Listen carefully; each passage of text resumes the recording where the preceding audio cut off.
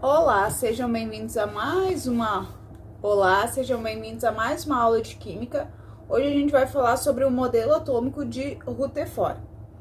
Rutherford, ele era um aluno de Thomson e ele, tentando confirmar, reforçar o modelo atômico de Thomson, ele resolveu fazer uma experiência.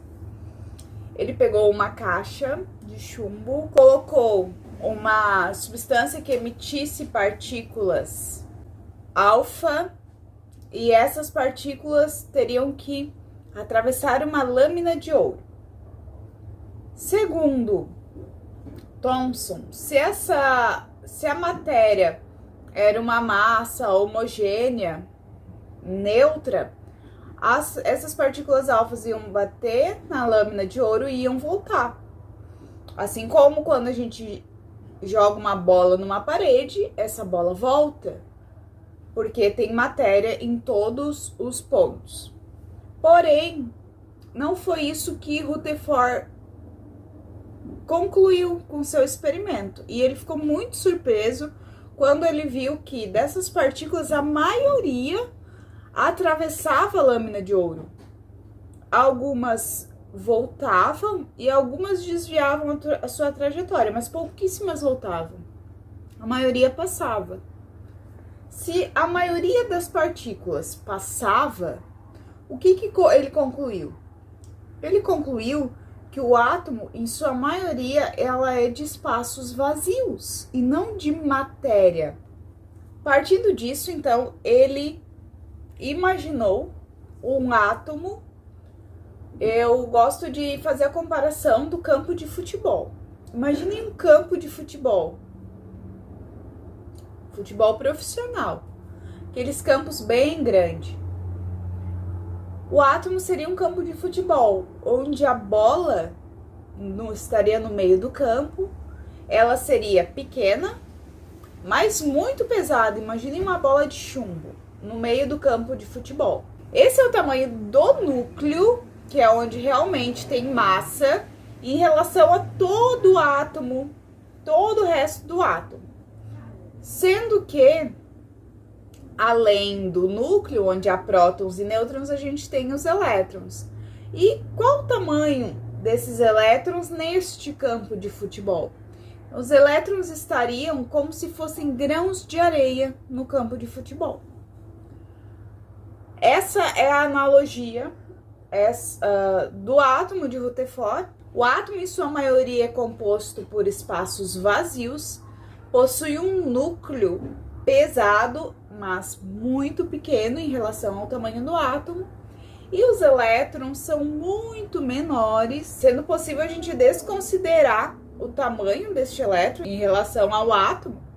Eles são muito pequenos, e assim configura-se o átomo. O modelo atômico de Rutherford é chamado de modelo atômico nuclear, porque foi o primeiro a separar o núcleo da eletrosfera, a região onde ficam os prótons, né, e nêutrons, da região do espaço em que ficam os elétrons. E aqui já tem um ponto bem importante. O primeiro que falou em elétrons foi Thomson, foi o modelo atômico que a gente estudou antes. Mas o primeiro que falou em eletrosfera, então que existiam, o átomo ele é dado por núcleo e eletrosfera, duas partes a saber, é o Rutherford. Por isso, o modelo atômico de Rutherford também é chamado de modelo atômico nuclear. Esse átomo comum, que quando a gente fala em física, em química, desenha um átomo. A pessoa desenha esse átomo aqui. Este átomo é o átomo de Rutherford. Então, o que ele disse? Que há uma região pequena, densa, né, pesada, e dotada de carga positiva, que concentra praticamente toda a massa do átomo, denominada núcleo. Então, é um núcleo que tem o peso do átomo, a massa do átomo. Os elétrons, eles são tão pequenininhos que não são considerados. Eu sempre digo que imagina um grão de areia num campo de futebol. Vai fazer diferença o peso de um grão de areia? Não vai. Uma pegadinha de vestibular e de Enem. é dizer que os elétrons não têm massa. Errado, eles têm massa. Um grão de areia tem massa, porém a massa é tão pequena que a gente pode desconsiderar. É a mesma coisa, como eu sempre digo, pega o elefante e coloca em cima de uma balança. Aí você coloca uma formiga em cima do elefante. A formiga vai interferir no peso que a balança mostrou? Não. A formiguinha tá lá, ela tem o seu peso, mas perto de um elefante, que é algo tão maior, ela é desprezível. O restante da partícula é desprovido de massa, então não tem massa, são espaços vazios, representando o imenso vazio de matéria, no qual partículas de carga elétrica negativa, os elétrons, movimentam-se. Essa região foi denominada eletrosfera. Então foi pensado o seguinte: se existem prótons, que são partículas positivas, e elétrons, que são partículas negativas, o positivo não atrai o negativo?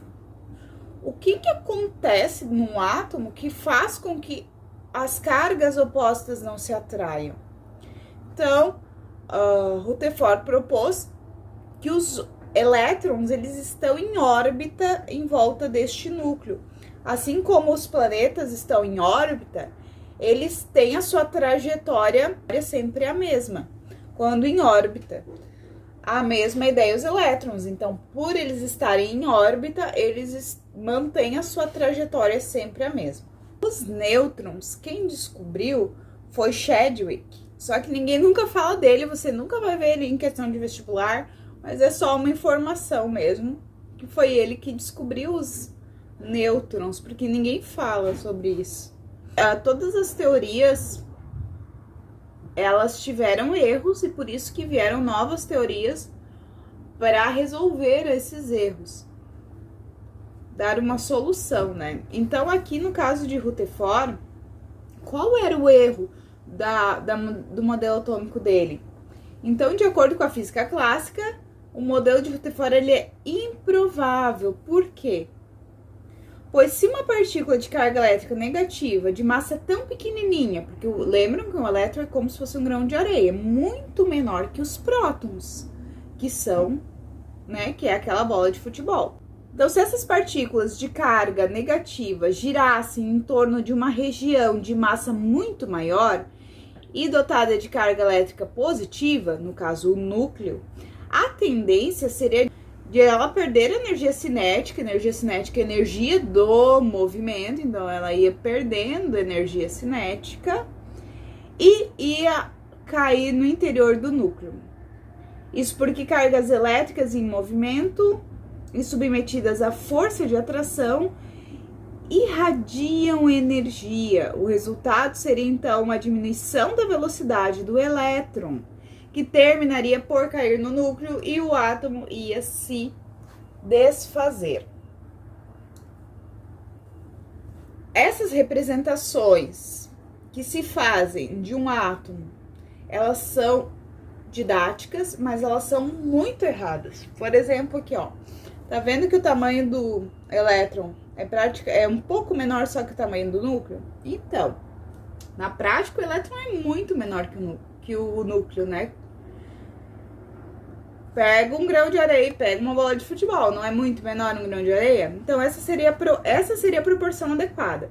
Então, o que diz aqui? Que basicamente, se esse elétron ficasse girando em torno do núcleo, como ele tem massa muito menor que o núcleo, ele ia acabar perdendo energia cinética. Energia cinética é a energia do movimento, é a velocidade dele.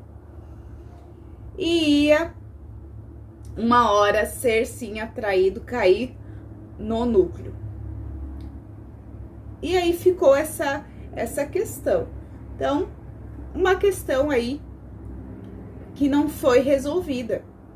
E a gente vai ver, então, como que foi resolvido na próxima aula, que vamos falar do nosso próximo modelo atômico. Aqui tem duas perguntinhas que eu vou fazer com vocês. A primeira, ela fala, ó, a eletricidade é um fenômeno físico originado por cargas elétricas. Há dois tipos de cargas elétricas, positivas e negativas. As cargas de nomes iguais, mesmo sinal, se repelem, e de nomes distintos, né, sinais diferentes, se atraem. De acordo com a informação, assinale a alternativa correta. Essa questão é da UDESC. O fenômeno descrito acima não pode ser explicado utilizando o modelo atômico de Dalton. Verdade, por que ele não pode ser explicado usando o modelo atômico de Dalton? Porque basicamente Dalton não falou em elétron. O primeiro que falou em elétron foi Thomson. Então não pode. Depois, o fenômeno descrito acima não pode ser explicado utilizando o modelo atômico de Thomson. Errado, ele pode sim. Thomson falou sobre eletricidade. Os prótons possuem carga elétrica negativa. Errado, prótons possuem carga elétrica positiva. O fenômeno descrito acima não pode ser explicado utilizando o seu modelo atômico de Rutherford.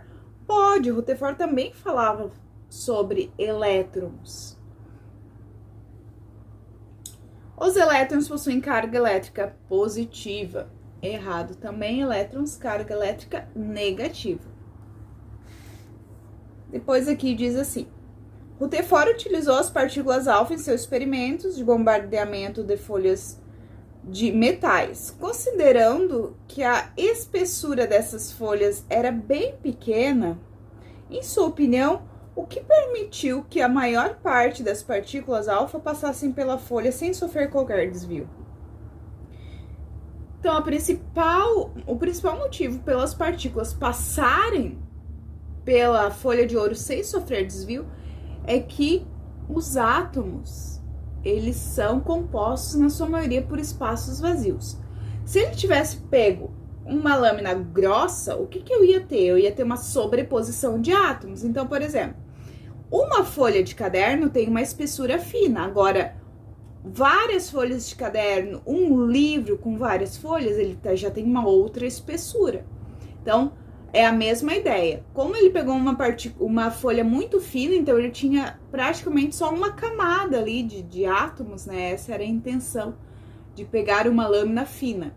Se ele pegasse uma lâmina grossa, ele ia ter vários átomos sobrepostos e aí nada iria passar, igual uma parede. Se você joga uma bola na parede, ela não vai passar. Aqui diz o seguinte, ó.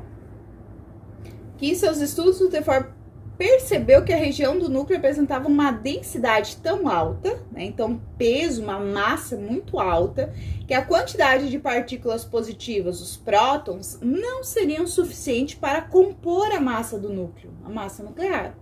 Aí pergunta que partícula foi descoberta que justifica a alta densidade do núcleo. Então, por que o núcleo seria tão pesado? O Rutherford ainda não tinha, eles não sabiam ainda sobre os nêutrons, eles só sabiam de núcleo positivo, eletrosfera negativa. Então, depois, Chadwick, que descobriu os nêutrons, que seriam partículas que não possuem carga, por isso são chamadas nêutrons, porém possuem peso, possuem massa, e compõem junto com os prótons a massa nuclear. Certo? Então, próximo modelo atômico de Bohr. Depois, a gente encerrando os modelos atômicos, a gente vai fazer algumas aulas só de exercícios, tá bom? Então, um beijo e até a próxima.